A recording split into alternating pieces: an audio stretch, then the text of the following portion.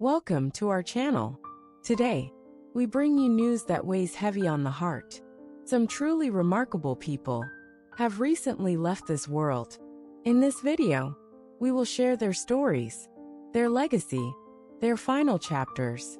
As a sign of remembrance and in support of their memory, please subscribe, leave a like, and share your thoughts in the comments. Your simple action can help others hear their stories and keep their memory alive. We won't delay any longer. Let's begin this tribute to those we've lost. On April 30th, 2025, in Rochester, New York, the world lost Miriam Eloise Callahan, a trailblazing American journalist, author, and human rights advocate whose voice illuminated some of the darkest corners of modern history. She passed away peacefully in the same neighborhood where, over 5 decades earlier, she had published her first column in a small, underground newsletter fighting for labor rights. Miriam was born on June 2, 1946, in Gary, Indiana, to a steelworker father and a school librarian mother. Her childhood was a study in contradictions, soot-filled skies, but shelves full of poetry. Her parents, staunch believers in civil liberties, encouraged free thinking and political debate at the dinner table. The assassination of Emmett Till occurred when Miriam was just 9, and it marked her deeply. "It was the first time," she later wrote, "that I understood the difference between justice and law." She earned a scholarship to Columbia University, where she majored in political science and minored in philosophy. It was during her junior year that she witnessed the student uprisings of 1968, an experience that transformed her from a scholar into a journalist. Miriam began writing for independent political journals, covering protests, union strikes, and early feminist movements. Her reporting was raw, urgent, and unflinchingly human. In 1972, she joined the editorial board of the New York Ledger, where she spent the next 3 decades carving a space for long-form investigative journalism. Her early exposé on illegal surveillance by private corporations earned her the George Polk Award in 1975 and positioned her as one of the first American women to gain national recognition for investigative reporting. In 1982, Miriam founded Voices Without Borders, a groundbreaking international reporting initiative that trained young journalists in war zones and oppressed regions. The program grew to include contributors from 37 countries and was credited with uncovering numerous human rights abuses that mainstream media had overlooked or ignored. She received the Pulitzer Prize for International Reporting in 1989 after a year-long investigation into systemic abuse in refugee camps along the Myanmar-Bangladesh border. In her acceptance speech, she said, "The pen is only mightier than the sword if someone has the courage to press it into paper soaked in truth." Miriam's career was not without conflict. In the late 90s, she publicly clashed with editors over censorship during the Gulf War. After resigning from the Ledger, she spent several years writing independent essays and launching Ink and Ashes, a nonprofit newsroom dedicated to editorial integrity and press freedom. Privately, Miriam was introspective and deeply loyal to a small circle of friends and family. She married once, to civil rights attorney Lionel Jenkins, but the two amicably separated after 10 years. They had one son, Marcus, who became a conflict resolution specialist for the United Nations. Their relationship was warm, though often tested by distance and her relentless work ethic. At home, Miriam kept a quiet routine: black coffee at sunrise, a stack of handwritten letters always awaiting reply, and a beloved cat named Isolde. She played classical piano poorly but with passion, and kept a framed photograph of James Baldwin on her desk as a spiritual anchor. To her students and ments, she was more than a teacher, she was a lighthouse. She mentored over 60 investigative journalists, many of whom now lead global newsrooms and advocacy organizations. She was known to say, "Don't look for the story, listen for the silence. Every fact is a muscle. If it doesn't move, it's dead." Write so that the forgotten can find themselves on the page. Despite being diagnosed with Parkinson's disease in 2019, Miriam remained active. She continued to teach remotely, record audio essays, and advise on ethical journalism panels. Her final essay, The Pulse of a Vanishing World, was published just 1 month before her passing and explored the role of journalism in a digitally overwhelmed society. Her last public appearance was at a symposium at Harvard, where she was honored with the Global Freedom of the Press Medal in 2023. She spoke softly, but with force. "We are not here to report what we see. We are here to witness what others hide." She passed away surrounded by books, notes, and letters, many unopened, a testament to a life that never stopped asking questions. Miriam Eloise Callahan left behind not just memories, but an entire era embodied in her writings, ideas, and students. On April 30, 2025, in Atlanta, Georgia, the world bid farewell to Leonard Franklin Hayes, a visionary American playwright, director, and educator, whose words breathed new life into American theater and gave voice to those history had tried to silence. He passed away in the very theater he helped restore nearly 40 years earlier, the Haven Street Playhouse, his last breath echoing in a place that had carried his first lines. Leonard was born on July 9, 1949, in Mobile, Alabama, in a neighborhood split by railroad tracks and social inequity. His father was a postman and amateur jazz pianist. His mother a seamstress who loved Tennessee Williams and could recite A Streetcar Named Desire from memory. The home was modest but alive with rhythm, of music, of language, of quiet resistance. Leonard later said, "I learned how to tell stories sitting beneath my mother's sewing table, watching her stitch truth into silence." His early years were marked by tragedy. At the age of 11, Leonard lost his younger sister to rheumatic fever, a grief that deepened his understanding of human fragility and later infused his characters with aching vulnerability. By the time he was 16, he had written 2 full-length plays, both rejected by local theaters. He pinned the rejection letters on his bedroom wall as reminders, not of failure, but of beginnings. Leonard earned a scholarship to Howard University, where he studied literature and drama. There, under the mentorship of Dr. Lorraine Hartwell, a fierce Black feminist playwright and educator, Leonard discovered the power of historical narrative in performance. He began weaving African American oral histories into dramatic structures, forming a style both lyrical and piercingly real. His senior thesis, The Price of Mourning, was staged at the Kennedy Center and drew national attention for its portrayal of post-war Southern Black life. In 1978, Leonard moved to Atlanta, where he co-founded the Southern Collective Theater Company, the first Black-led ensemble in the state dedicated to new works. His debut professional play, Salt and Hallelujah, premiered in 1980 and explored the forgotten stories of Black World War I veterans. It earned him the Obie Award for Distinguished Playwriting the following year, marking the first time a playwright outside New York had won the honor. Leonard's impact on American theater was profound. He pioneered a form of narrative layering that allowed characters from different time periods to coexist on stage, confronting each other across generations. His 1994 masterpiece, Iron in the Soil, used this method to tell the story of a Black farming family spanning from Reconstruction to the Reagan era. The play won the Pulitzer Prize for Drama in 1995 and was later included in curricula at over 100 universities.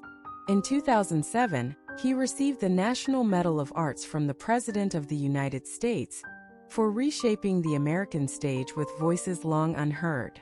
The award transformed him from a regional icon into a cultural institution. But Leonard's journey was not without difficulty. In the early 90s, he faced heavy criticism for his controversial play Paper Rebellion, which depicted a fictionalized uprising in a segregated school. It was banned in 5 states and led to the withdrawal of public funding for his theater. He responded not with silence, but with creation, writing Whispers of Ash, a quiet, haunting piece about love and resilience in the face of censorship. Privately, Leonard was contemplative, wry, and deeply gentle. He married poet Camille Rhodes in 1982. Their marriage was filled with poetry readings, creative tension, and candlelit arguments about Shakespeare. They separated amicably in 2004 but remained devoted co-parents to their daughter, Elise, now a noted theater critic. At home, Leonard drank strong black tea, collected typewriters, and wrote letters in longhand. He never owned a smartphone. He believed deeply in human presence and insisted on interviewing every new actor in his company personally, not to assess talent, but to understand soul. His teachings influenced hundreds of writers, directors, and actors, many of whom now lead major arts institutions.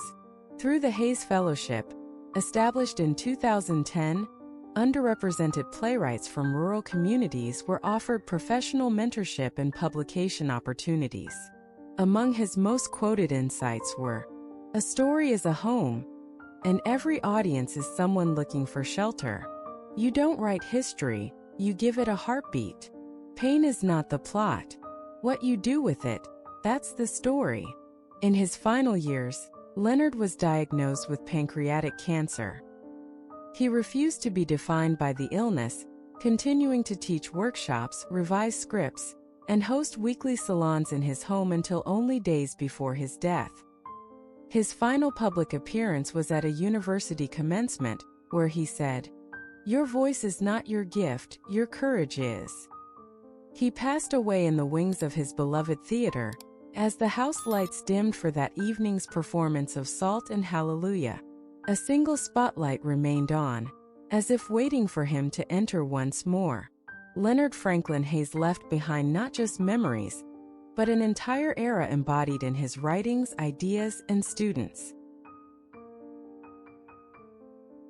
Peter Hayden Dinklage was born on June 11, 1969, in Morristown, New Jersey, United States. He entered the world as the second of 5 children born to John Carl Dinklage, a dedicated physical education teacher at the local middle school, and Diane Dinklage, a passionate special education teacher who worked tirelessly to support children with learning differences. From the moment he opened his bright blue eyes in the modest family home on East Hanover Avenue, Peter was embraced by a household where kindness and perseverance were held in higher regard than physical stature, and where every child, whether tall or small, was encouraged to pursue their dreams with unshakable conviction. His 4 older sisters, Tina, Jill, Nancy, and Amy, rallied around him with protective affection, and his parents showered him with equal measures of love and gentle guidance.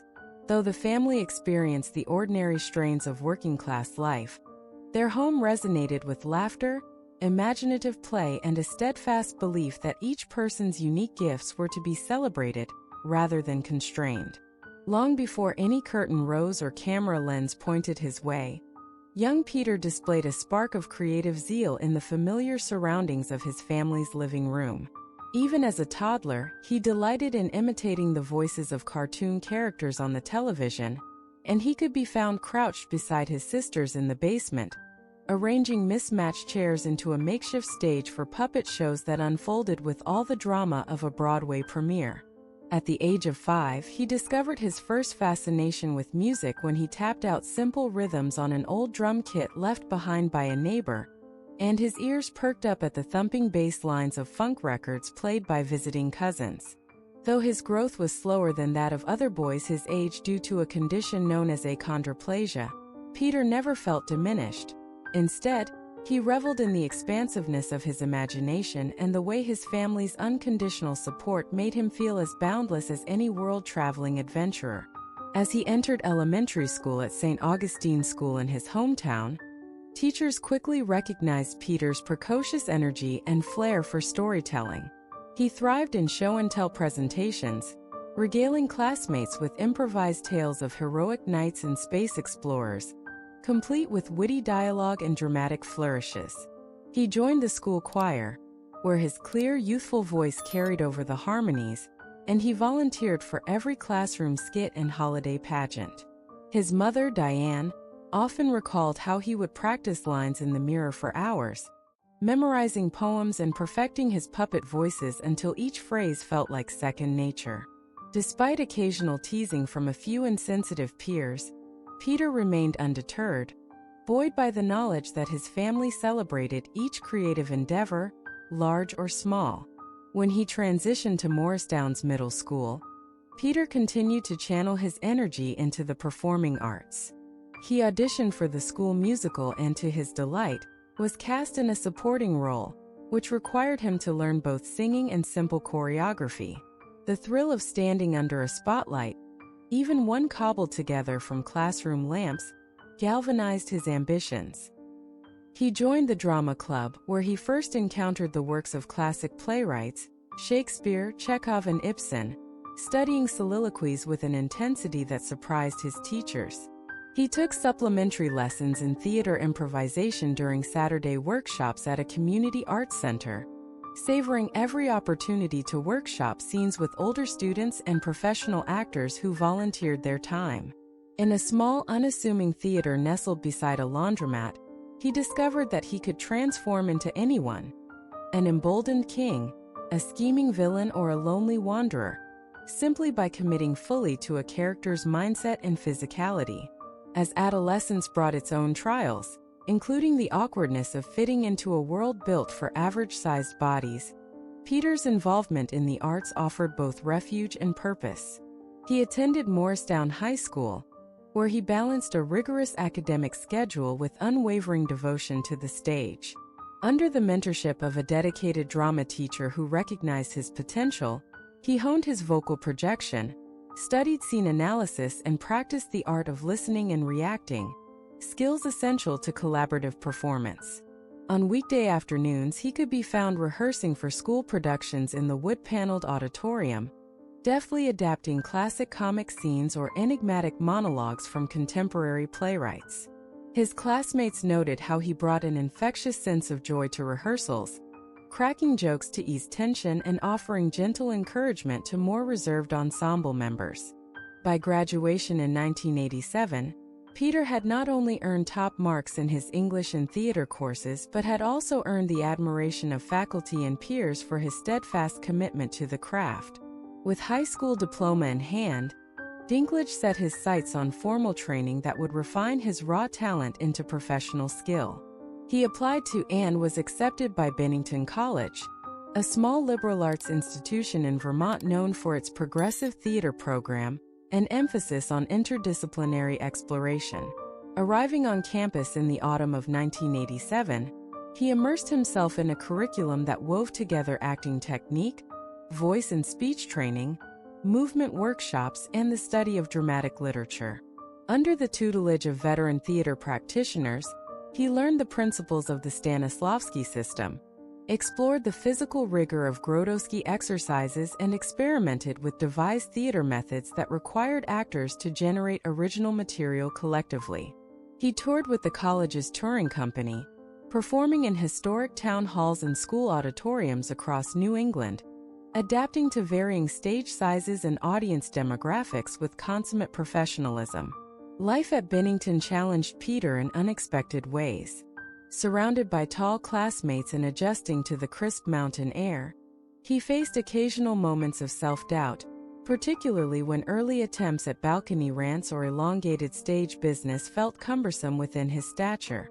He fought through these insecurities by focusing on the truth of each moment and the emotional core of his characters. Late nights were spent poring over monologue anthologies and recording himself on an ancient cassette deck, analyzing each breath, each gesture, each inflection of tone. In the mornings, he jogged along the riverbank to strengthen his endurance, mindful that a performer's instrument was not only voice and imagination but also physical stamina. His perseverance paid off. By his junior year, he was cast in lead roles. King Lear stripped to his vulnerabilities, Willy Loman entangled in his tragic pride, and a host of contemporary characters grappling with modern anxieties, earning praise in local reviews and standing ovations from community audiences. After earning his Bachelor of Arts degree in theater in 1991, Dinklage relocated to New York City, determined to launch a professional career on stage and screen.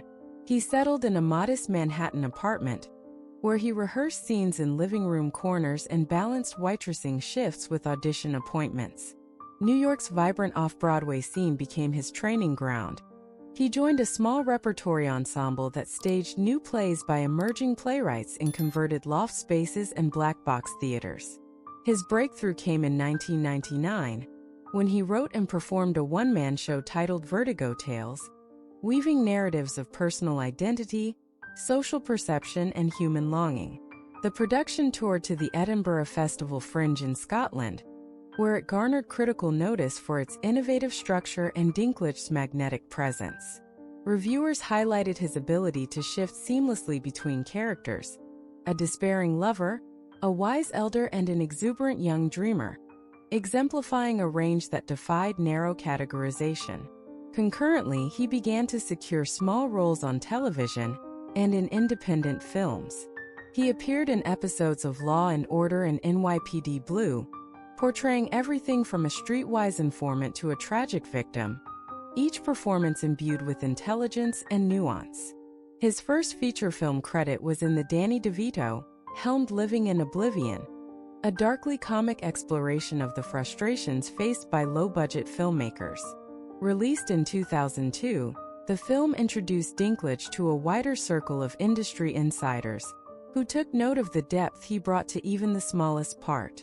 Yet it was his portrayal of Finbar McBride in Tom McCarthy's debut feature The Station Agent, released in 2003, that marked his arrival as a leading actor with an unmistakable voice.